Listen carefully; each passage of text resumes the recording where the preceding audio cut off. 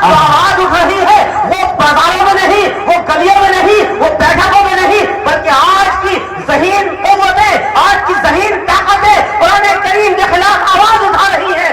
ذہین طاقتیں میں اس لیے کہہ رہا ہوں کہ پہلے گلیوں بازاروں میں قرآن کریم کے خلاف بولا جاتا تھا، اور آج قرآن کریم کے خلاف اللہ اکبر پوری میڈیا قرآن کریم کے خلاف لگی ہوئی ہے۔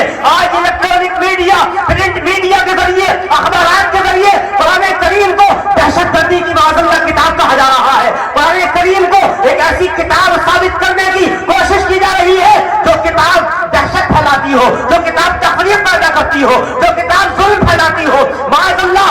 اور ایسے دور میں اگر کوئی قرآن کریم کی آواز لے کے اٹھتا ہے، اگر کوئی قرآن کریم کو سمجھانے کے لیے، قرآن سکھانے کے لیے کوئی آگے بڑھتا ہے، تو بتاؤ یہ کوئی چھوٹا کارنامہ ہے یا بہت بڑا کارنامہ؟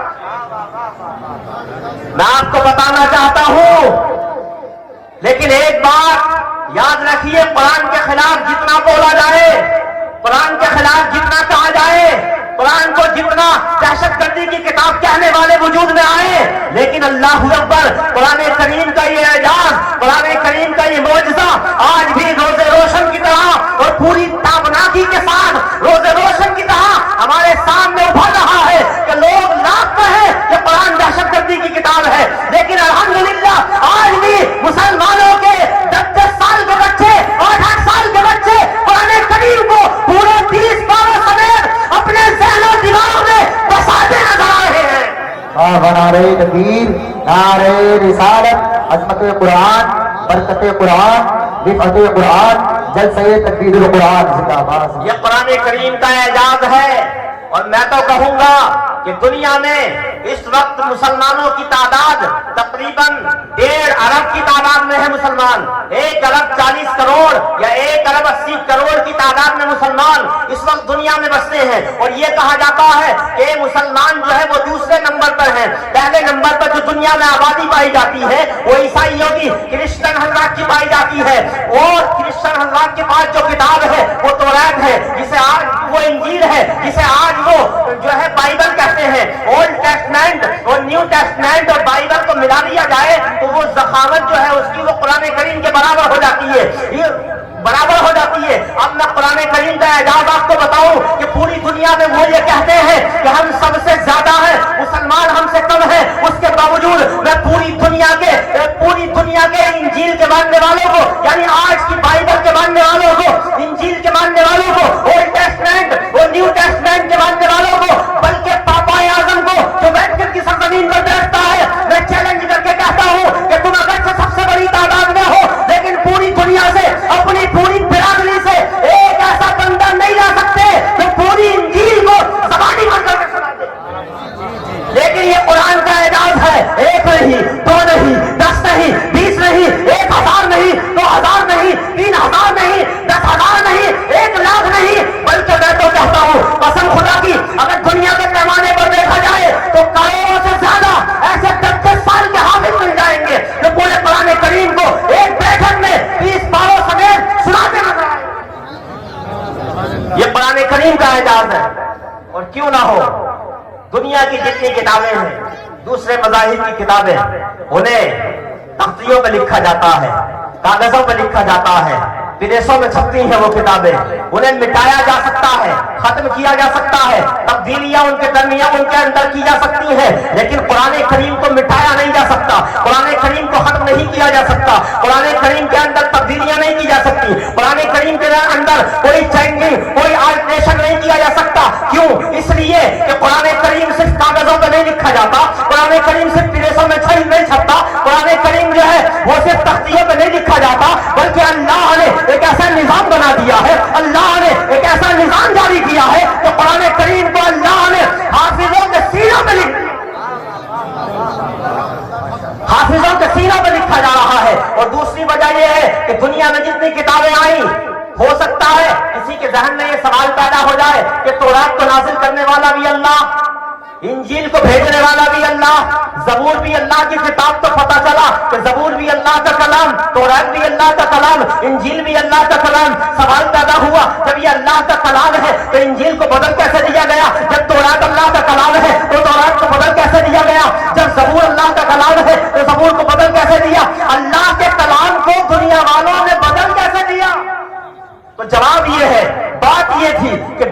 لیے دیا کہ دنیا میں جتنی کتابیں آئی ہیں، چونکہ انجیل آئی، تورات آئی، زبور آئی، اللہ تبارک و تعالیٰ کی مشیت میں یہ بات تھی کہ ایک کتاب آئے گی، اگر اسے بدلا جائے گا دوسری کتاب آ جائے گی، دوسری کو بدلا جائے گا تیسری آ جائے گی، ایک نبی کی سیرت کو بدلا جائے گا، زندگی کو بدلا جائے گا، دوسرا نبی آ جائے گا، داؤد کی زندگی کو بدلا جائے گا، سلیمان آ جائیں گے، سلیمان کی زندگی کو بدلا جائے گا، کوئی اور نبی آ جائے گا۔ لیکن جب اللہ نے یہ فیصلہ کیا کہ اب جو کتاب جو نبی جا رہا ہے اس کی سیرت کو نہیں بدلا جا سکتا، اب جو قرآن جا رہا ہے، اب جو کتاب میں نازل کرنے والا ہوں اس کتاب کو بدلا نہیں جائے گا، اس کتاب میں کوئی چینجنگ نہیں ہوگی، اس کتاب کے بعد کوئی اور کتاب نہیں آئے گی۔ تو اللہ تبارک و تعالیٰ نے اس کتاب کی حفاظت کا ذمہ لیا، اس کتاب کی حفاظت کا ذمہ اپنے ذمہ لیا۔ دنیا کے کسی سپریم کورٹ نے یا کسی بھی کورٹ نے یا کسی دنیا دار نے قرآن کریم کی حفاظت کا ذمہ نہیں لیا، بلکہ اللہ نے خود ذمہ لیا اور ارشاد فرمایا انا نحن نزلنا الذکر وانا لہ لحافظون۔ قرآن کریم کو ہم نے نازل کیا ہے اور ہم ہی اس کی حفاظت کرنے والے ہیں۔ بے شک نعرہ تکبیر، نعرہ رسالت، نعرہ حیدری، نعرہ وصیت، جشن دستار بندی، ماشاءاللہ ماشاءاللہ۔ پتا چل گیا کہ دنیا کی دوسری کتابوں کی حفاظت کا ذمہ اللہ نے نہیں لیا، اس لیے انہیں بدل دیا گیا۔ اس کتاب کا ذمہ اللہ نے لیا، اس لیے اسے بدلا نہیں جا سکا اور نہ قیامت تک بدلا جا سکے گا۔ کیسے؟ یہ دعویٰ نہیں ہے، میرا دلیل بھی ہے۔ دیکھ لو 1400 سال سے لے کر آج تک قسم خدا کی قرآن کریم جیسے نازل ہوا تھا آج بھی ویسا موجود ہے۔ قرآن کریم کے نہ کسی زبر کو بدلا گیا ہے، نہ زیر کو بدلا گیا ہے، نہ تشدید کو بدلا گیا ہے، نہ کسی سکون کو بدلا گیا ہے، نہ کسی آیت کو بدلا گیا ہے۔ قرآن کریم کو قسم خدا کی قرآن کریم کے نہ سکون کو بدلا گیا ہے، نہ سکتے کو بدلا گیا ہے، نہ وقفے کو بدلا گیا ہے آج تک۔ بلکہ میں تو کہتا ہوں کہ قرآن کریم میرے نبی کے دور میں، قرآن کریم رسول پاک کے دور میں 7 قرأتوں میں پڑھا گیا تھا۔ اللہ کی قسم آج بھی 7 قرأتوں میں پڑھنے والے قاری دنیا کے ہر شہر میں نظر آئے۔ یہ قرآن کریم کی شان ہے اور قرآن کریم کو بدلا نہیں جا سکتا، کوئی آلٹریشن، کوئی چینجنگ قرآن کریم کے اندر نہ ہوئی ہے اور نہ قیامت تک ہو سکے گی۔ میرے عزیز دوستو، قرآن کریم کو مٹانے کی بہت کوشش ہوئی ہے۔ قرآن کریم، میں نے کہا تھا نا کہ قرآن کریم کے خلاف آواز آج بھی اٹھائی گئی اور پہلے بھی اٹھائی گئی تھی۔ آؤ میں چند منٹ کے لیے آپ کو مکے میں لے چلوں۔ جب مکے میں قرآن کریم نازل ہوا، میرے نبی کے قلب اطہار پر جب قرآن کریم آیا، اللہ اکبر، آوازیں اٹھی۔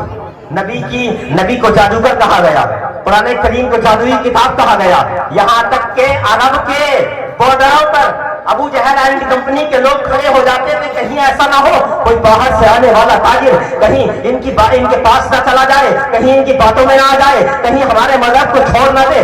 ایسا ہی ہوا۔ ایک بہت بڑے ادیب اور بہت بڑے شاعر جن کا نام ہے حضرت طفیل ابن عامر دوسی، بہت بڑے شاعر تھے، بہت بڑے ادیب تھے عربی زبان کے۔ جب وہ کسی کام سے مکے میں آئے، خود ہی بیان کرتے ہیں کہ میں مکے میں آیا، جب آئے تو ابو جہل کمپنی کے لوگ پہنچ گئے ان کے پاس اور کہنے لگے اے طفیل ابن عامر دوسی، ہم جانتے ہیں کہ تم بڑے سمجھدار آدمی ہو، تم بہت بڑے ادیب ہو، بہت عربی زبان کی نزاکتوں کو سمجھنے والے ہو۔ اے ہمارے بھائی، یہاں ایک آدمی آیا ہے، یہاں ایک شخص نے نبوت کا اعلان کیا ہے اور تم اس کے پاس مت چلے جانا، وہ بہت بڑا جادوگر ہے معاذ اللہ، وہ جو اس کے پاس چلا جاتا ہے اسی کا ہو جاتا ہے، وہ بھائی بھائی میں جھگڑا کرا دیا کرتا ہے، وہ ماں بیٹی میں جھگڑا کرا دیا کرتا ہے، وہ جو ہے ایک دوست کو دوسرے دوست سے جڑا کر دیتا ہے، تم اس کے پاس مت چلے جانا۔ تو حضرت طفیل ابن عامر دوسی کہتے ہیں، بعد میں بیان کر رہے ہیں، کہتے ہیں کہ میں نے اپنے کانوں میں دھوئی ٹھوس لی، جب میں حرم شریف کے پاس سے گزرتا تو کانوں میں دھوئی ہوتی، کہیں میرے کانوں میں ان کی آواز نہ آ جائے۔ ایک دن میں گزر رہا تھا، نماز ہو رہی تھی، مسلمانوں کے پیغمبر نماز پڑھا رہے تھے، میرے کانوں میں دھوئی ٹھوسنے کے باوجود تھوڑی سی آواز قرآن کریم کی آ گئی، اللہ کے قرآن کی آ گئی، پھر میں نے دھوئی کو نکال دیا، میرے دماغ میں یہ بات آئی، میں نے سوچا میں تو عربی زبان کی نزاکتوں کو سمجھنے والا ہوں، میں تو عربی زبان کی لطافتوں کو سمجھنے والا ہوں، میں تو شعر و شاعری کی باریکیوں کو سمجھنے والا ہوں، آخر وہ کون سا کلام ہے کہ جو مجھے دھوکہ دے دے گا؟ آخر وہ کیسا کلام ہے کہ جس کو میں نہ سمجھ سکوں گا، جس کی نزاکتوں کو اور جس کی لطافتوں کو اور جس کی باریکیوں کو یہ طفیل ابن عامر دوسی نہ سمجھ سکے، وہ کلام کون سا ہے؟ اللہ اکبر۔ طفیل ابن عامر دوسی نے اپنی روئی کو کانوں سے نکالا ہے اور پہنچ گئے ہیں سرکار کی بارگاہ میں, اللہ کے رسول صلی اللہ علیہ وسلم کی بارگاہ میں پہنچے. اللہ اکبر. آقا کریم صلی اللہ علیہ وسلم غالباً سورہ طٰہٰ کی تلاوت فرما رہے ہیں. کس کی؟ سورہ طٰہٰ کی تلاوت فرما رہے ہیں. طفیل حدیث کا مفہوم ہے, طفیل ابن عامر دوسی کے کانوں میں قرآن کریم کی جب آواز ٹکرائی ہے, قرآن کریم کی آواز آئی ہے کانوں میں, رنگ کھل گیا ہے. اللہ اکبر. کان جو ہے وہ چاشنی سے بھر گئے ہیں. اور طفیل ابن عامر دوسی نے کہا تھا اللہ اکبر, یہ لوگ تو کہا کرتے تھے یہ کوئی جادوئی کلام ہے, یہ کوئی جادوئی آواز ہے, آپ کسی جادو کی تعلیم دیتے ہیں. اللہ اکبر. میں نے بہت کلام سنے ہیں, بہت شاعری کی ہے, عربی زبان کے بڑے بڑے قصیدے دیکھے ہیں, سنے بھی ہیں, لیکن آج تک اللہ اکبر, اللہ کی قسم میں نے ایسا کوئی کلام نہیں سنا. اور میں تو کہتا ہوں ایسا کلام کسی دنیا دار کا ہو ہی نہیں سکتا, بلکہ یہ کلام تو یقیناً اللہ تبارک و تعالیٰ کا. سبحان اللہ. نعرہ تکبیر, نعرہ رسالت, عظمت قرآن, برکت قرآن, ادارہ تجوید القرآن, جلسہ تجوید القرآن. نعرہ تکبیر, نعرہ رسالت. اور طفیل ابن عامر دوسی ایسے دیوانے ہوئے, کہا یا رسول اللہ ہاتھ بڑھائیے اور کلمہ پڑھائیے. رسول کائنات نے پڑھا دیا, اشہد ان لا الہ الا اللہ واشہد ان محمدا عبدہ ورسولہ, اور دائرہ اسلام میں داخل ہو گئے. کہتے ہیں یا رسول اللہ بہت سے میں نے بہت شاعری کی ہے, بہت سا کلام پڑھا ہے, بہت عربی پڑھی ہے, لیکن آج کے بعد اگر میری زبان سے نکلے گا تو قرآن پاک نکلے گا. آج سے اس کلام کے علاوہ کسی اور کلام کی تبلیغ نہ کروں گا. اللہ اکبر. تو یہ قرآن ہے, یہ اللہ کا کلام ہے, یہ تاثیر پیدا کرنے والا کلام ہے. اس لیے قرآن کریم کا ادارہ قائم کرنا یہ کوئی چھوٹی بات نہیں ہے, بلکہ بہت بڑی بات ہے اور قابل مبارکباد ہے. حضرت قاری غزالی صاحب ہمارے دوست, کہ انہوں نے ایک ایسے محلے میں کہ جہاں زیادہ تر کم پڑھے لکھے لوگ, یعنی جو ہے قرآن کریم کی تعلیم بچے پڑھے ہوئے نہیں ہے, وہاں ادارہ قائم کیا ہے تاکہ بچے قرآن کریم پڑھ لیں, اللہ کا کلام سمجھ لیں, اللہ کے کلام کو پڑھنے کے بعد ان کے دلوں کے اندر تاثیر پیدا ہو جائے. اس لیے کہ اللہ کا کلام قرآن کریم کو اللہ نے یہ عظمت بخشی ہے کہ وہ جس زبان پر جاری ہو جائے اللہ تعالیٰ اس زبان میں مٹھاس اور شیرینی پیدا کر دیا. اس لیے میرے دوستو بہت اچھا قرآن کریم کو سیکھو, قرآن کریم کو سکھاؤ. قرآن کریم بہت اعلیٰ کتاب ہے. اور پتہ ہے یہ حافظ قرآن, اگرچہ دنیا والے حافظ قرآن کو کچھ نہ سمجھیں, لیکن پتا ہے یہ حافظ قرآن کتنا مقدس ہوتا ہے, کتنا معظم ہوتا ہے, کتنے مرتبے والا ہوتا ہے. ایک تو حدیث میں آپ کو سناؤں, جب نفسی کا عالم ہوگا, قیامت کا دن ہوگا, کوئی کسی کا پرسان حال نہیں ہوگا, کسی کے ٹخنوں تک پسینہ, کسی کے گھٹنوں تک پسینہ, کسی کی پیشانی تک پسینہ, کوئی پورا پسینے میں ڈبکیاں لگا رہا ہوگا, ماں بیٹی سے بھاگ رہی ہوگی, بھائی سے بھاگ رہا ہوگا, ایک دوست دوسرے دوست سے بھاگ رہا ہوگا.